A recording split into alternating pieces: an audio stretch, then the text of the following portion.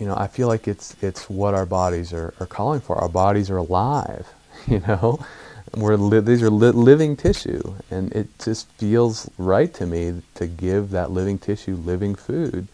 Why would you want to put food in in this living body that is really part of nature, that has had the energy of nature destroyed, and so I think raw foods is amazing, and that's just what I think. That doesn't mean it's reality for anyone else but me,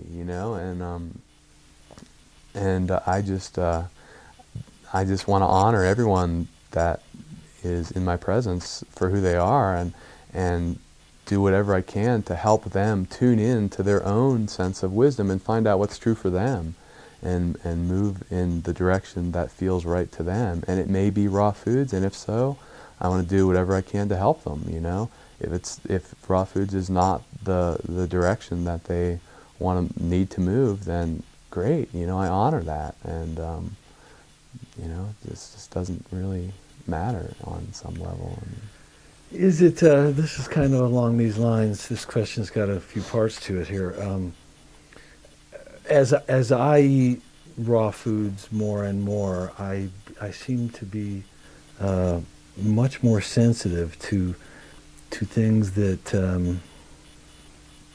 that raw food people, even vegetarian people, would say are probably not good for me. Bad water with all kinds of chemicals in it. I'm more sensitive now to waters that I drink. I'm more sensitive now to smoke in the environment. This is the first part of the question. Is this? I'm just wondering if you go through any of this yourself. Is that? It seems that that's setting me up almost to experience more discomfort and pain in this world, because the world is increasingly polluted, and therefore I'm more involved in a polluted place, and I'm more sensitive to this. And the second part of this is, I'm suspecting, and especially because of the things that you've been talking about here, I'm suspecting that because somehow of this raw food diet, my emotional sensitivity is opening up more too now, and I am wanting to be more involved with the world, and yet at the same time I'm so sensitive to, as I described to you before, to people's feelings, and if they're having a bad day, I wonder, is it because of me? And I'm very sensitive now to the animals I'm taking care of, and I care so much, and I feel so deeply if I think they're not happy.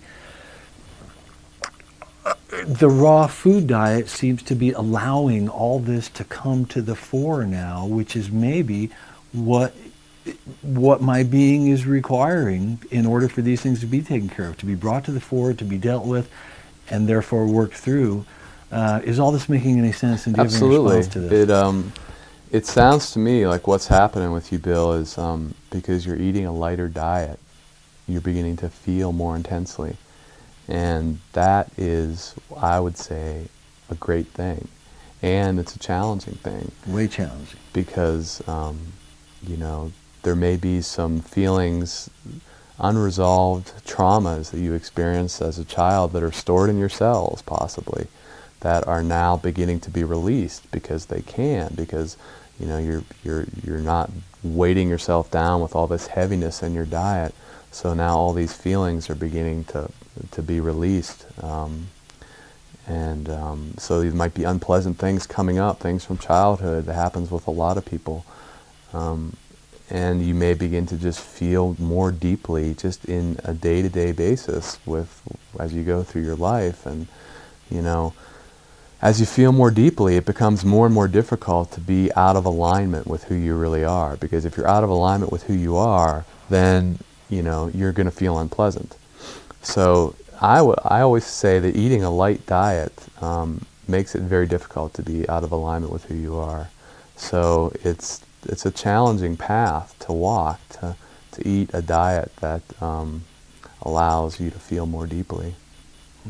And you have to decide if that's a path that you want to walk. If you want to become someone who feels deeply and cares deeply. And my sense of the thing is that when you're on your deathbed, if your heart is sort of looks like this torn and battered thing that's been pieced together all different ways just because you've just allowed yourself to feel so deeply and therefore feel incredible heights of joy and bliss and incredible depths of just sadness and sadness.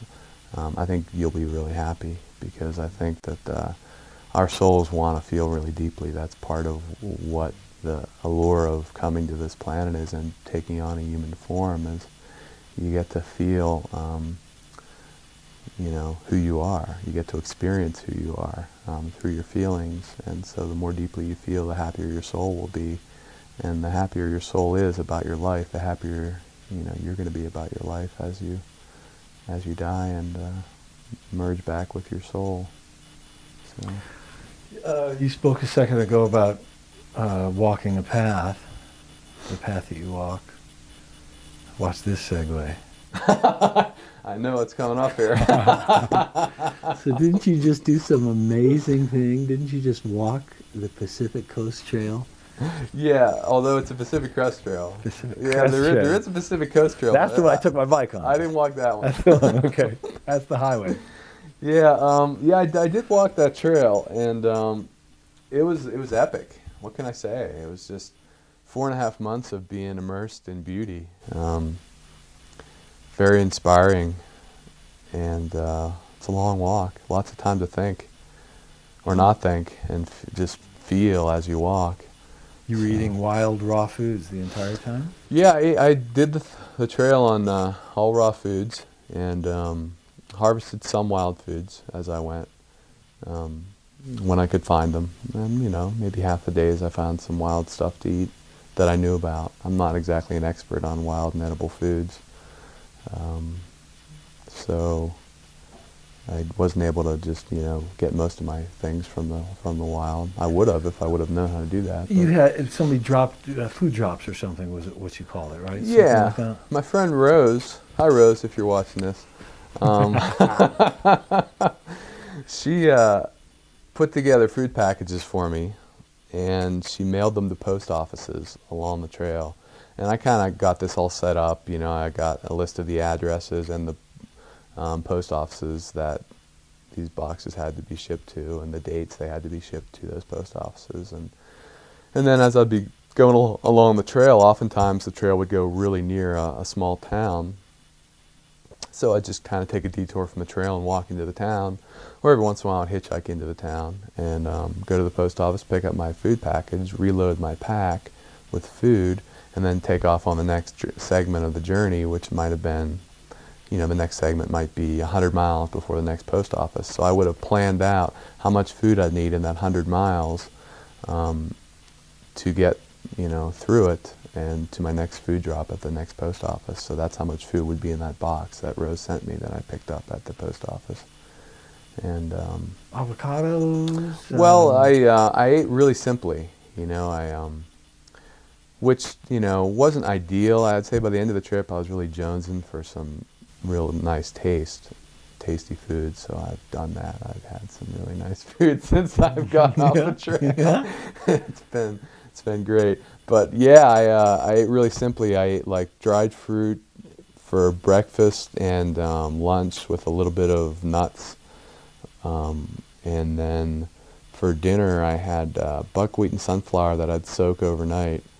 And actually I soaked it while I walked. And then when dinner time came, I had a little food grinder, baby food grinder, weighed about 4 ounces. And I'd pull that little thing out and grind up that buckwheat and sunflower into a pate. And then I spiced it.